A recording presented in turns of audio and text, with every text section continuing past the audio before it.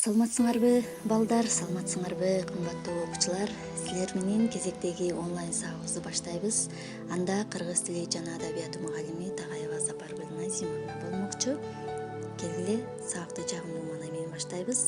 Бүгүнкү тема кыргыз адаби тилинин өнүгүүсү жана калыптанышы.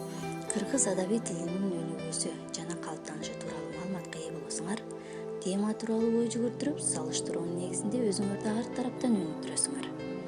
Тема тууралуу талкуунун жыйынтыгында өзүңөрдүн патриоттук сезимиңерди ойготосуңар. Анда мына ушул максатты ишке ашыруу үчүн сабакка киришели. Биз билгендей, Кыргызстан, Казакстан, Өзбекстан, Тажикстан, Кытай мамлекеттери менен чектеш жашайт. Мына ушул чектеш жашаган мамлекеттердин биздин тилдин өнүгүшүнө да чоң салымы бар. Бул тилдер биз менен тектеш болгондуктан алар менен окшоштук белгилери дагы байкалат. Келгиле карап көрөлү. Кыргыз тили өзүнүн келип чыгышы жагынан түрк тилдеринин тобуна кирет. Түрк тили Алтай, башкыр, өзбек, татар, каракалпак, казак, Азербайжан, уйгур, хакас. Ошондой эле мына ушул түрк тилинин катарында бүгүнкү күндө биз сүйлөп жаткан кыргыз тили да кирет экен. Келгиле карап көрөлү алардын тектештигине. Тектеш тилдер өзү алыскы жана жакынкы тектеш тилдер болуп бөлүнөт. Алыскы тектеш тилдер булар байыркы теги жагынан бири-бирине жакын болгону менен бүгүнкү күндө колдонууда алыстап кеткен тилдер. Ал эми жакынкы тектеш тилдер болсо, булар морфологиялык, лексикалык, фонетикалык жактан бири-бирине жакын келген тилдер. Алардын бири-бирине окшош жактарын да байкоого болот экен. Анда бул боюнча биз ар бирине токтолуп кетели. Фонетикалык белгилер жактан окшоштугу. Эки тилде тең 8 кыска үндүү бар. Бул дегени эки тилибиз Алтай. Ошол бизге тектеш тилдердин баарында. Ошол бизге тектеш тилдердин баарында сингармонизм законунун кеңири колдонулушу, өнүгүшү байкалат экен. Созулмалардын колдонулушу. Алтай тилинде 8 созулма болсо, кыргыз тилинде 6 созулма бар экен.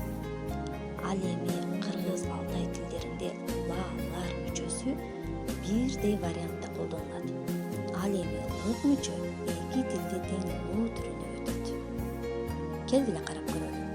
Кыргыз тилинде байла деген сөздү алып карайлы. Байла. Ла мүчөсү эч кандай өзгөрүүгө дуушар болгон жок. Ал эми өзбек тилинде дагы бойла. Ла мүчөсүн карап көрөбүз, эч кандай өзгөрүүгө дуушар болбоду.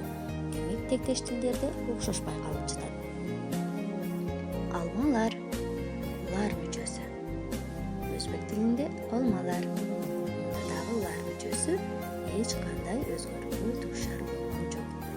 Бул дегени тектеш тилдердин бири-бирине фонетикалык жактан окшош жана жакын экендигин көрсөтүп турат. Ал эми морфологиялык белгилери. Ыптыр, лык мүчөлөрү бул тилдерде бирдей. Карап көрөбүз. Кыргыз тилинде баралы, казак тилинде барайлы, өзбек тилинде борайлы. Лы мүчөсү эч кандай өзгөрүүгө дуушар болгон жок. Кийинкисинде баралык, казактарда барайык, өзбектерде борайык. Мында дагы лык мүчөсүнүн эч кандай өзгөрүүгө дуушар болгонун байкаган жокпуз. Ал эми барыптыр. Казактарда да барыптыр, өзбектерде боруптыр. Бул жерде дагы биз эч кандай өзгөрүүнү байкаган жокпуз. Ал эми лексикалык белгилери боюнча уңгу сөздөрдүн көпчүлүгү тыбыштык түзүлүшү жагынан бирдей болот экен. Мисалы кыргыздарда бөдөнө, өзбектерде бөдана, томолок, тумалак, унчук, унчик. Демек, эч кандай тыбыштык жактан өзгөрүүлөр болгон жок. Алардын лексикалык мааниси дагы бузулууга дуушар болгон жок. Тема түшүнүктүүбү балдар? Анда Мына ушинтип түрк тилинин катарындагы кыргыз тили да коом өнүккөн сайын өнүгүп, Кыргыз Республикасынын мамлекеттик тили кыргыз тили макамына ээ болуп, бир топ өзгөрүүлөргө, өнүгүүгө дуушар болуп олтурат. Мындай өзгөрүүнүн натыйжасында эне тилибизде окуу китептери жарыкка чыгып, газета журналдар басылып, бир топ илимий иштер жүргүзүлүүдө. Натыйжада коомдун өнүгүшү башка элдер менен байланышып, кыргыз тилине бир топ жаңы сөздөрдү алып келди. Алып карай турган болсок, видео, скотч, плеер, дагы башка жаңы сөздөр биздин кыргыз тилини байытып келүүдө. Анда сагыбызды бышыктайбыз. Кыргыз тилинин өнүгүүсү мамлекеттин өнүгүүсүнө кандай салым кошот деп ойлойсуңар? Ар бирибиз бул боюнча ой жүгүртүрүп жооп беребиз. Эгер силерге тема түшүнүктүү болгон болсо, анда үйгө тапшырма эне тилим кечээ, бүгүн, эртең деген темада эссе жазып келебиз.